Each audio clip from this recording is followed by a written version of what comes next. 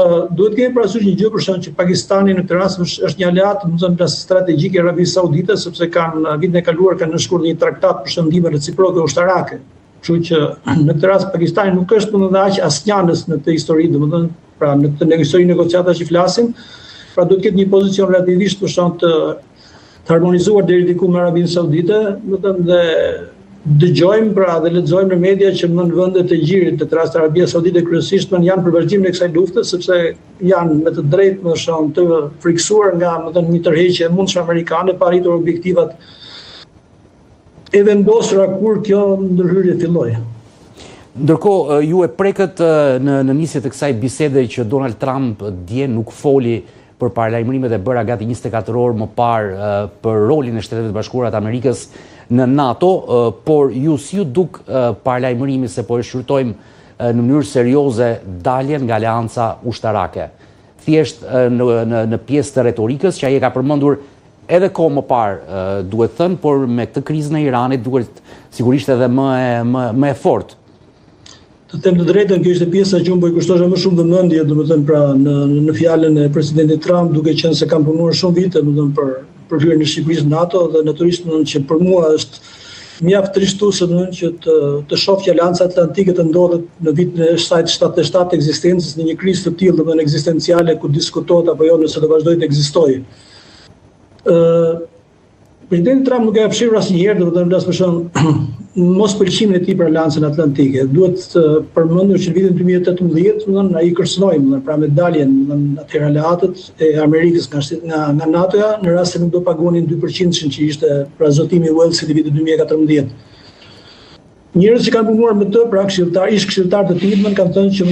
neve kemi mbritur një rol për t'ia mbushur mendjen që të mos e bënte këtë hap. Ndoshta pikërisht ky qëndrim ka shtyrë më vonë, domethënë në vitin 2023, domethënë sekretarin aktual të shtetit, zotin Rubio, si senator republikan të kohshëm dhe senatorin Tim Kaine, demokrat, që të ndërmerrin një nismë ligjore në Senat, domethënë pra e cila pastaj u kthye në ligj dhe u bë pjesë e asaj që quhet akti domethënë plas mbrojtjes kombëtare të vitit 2024, dhe domethënë kur firmos nga presidenti i atëhershëm Biden, dhe kjo domethënë është pikërisht për të kufizuar mundësinë që presidenti amerikan, kushdo qoftë ai, të tërhiqet në mënyrë të njëanshme nga NATO-ja. Domethënë çështja është që ky ligj pra e kufizon domethënë këtë mundësi, domethënë pra e lidh këtë mundësi me një domethënë akt të Kongresit ose me një votim me 2/3 të Senatit. Sado që ka diskutime shumë interesante në Shtetet Bashkuara në lidhje me domethënë pra se sa domethënë ky ligj pra ky provizion ligjor mund të qëndrojë domethënë pra një përplasje të mundshme për shembull plasman juridike me kompetencat kushtetuese të presidentit, ka pasur një interpretim në vitin 2020 domethënë pra të Departamentit të Drejtësisë mos gabohem në lidhje me një çështje të tillë. Kështu që në rast se do ecet në këtë rrugë, domethënë ka shumë mundësi që kjo çështje të shkojë në gjykat pastaj pra, domethënë nëse presidenti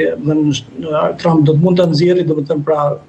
të nxjerrë Shtetet Bashkuara nga NATO apo jo, po gjithsesi domethënë sido që të jetë puna, ai tha diçka interesante, domethënë dy ditë përpara, duke drejtuar aleat evropian, tha ne nuk do të jemi më për juve. Në fjalë, kjo ishte një paralajmërim i qartë thonë që Shtetet Bashkuara domethënë sipas presidentit Trump nuk do luajnë në rolin që kanë luajtur tradicionalisht në NATO, dhe kjo është pak a shumë një goditje për të mos thënë dhe kepruese për Aleancën Atlantike, e cila nuk funksionon pra në mënyrën që ne jemi mësuar ta perceptojmë në të 77 vjet dhe as pa një rol drejtues dhe pa kontributin e veçantë të Shtetit Bashkuar në të. Dhe në mos veprimi për të larguar Amerikën nga NATO, analizat e këtyre ditëve dhe këtyre orëve kanë qenë që mund të tërheqë një pjesë të madhe të trupave amerikane të vendosura në Europë. Shtetet Bashkuara ka rreth 70.000 forca në Europë, domethënë në momentin që ne flasim,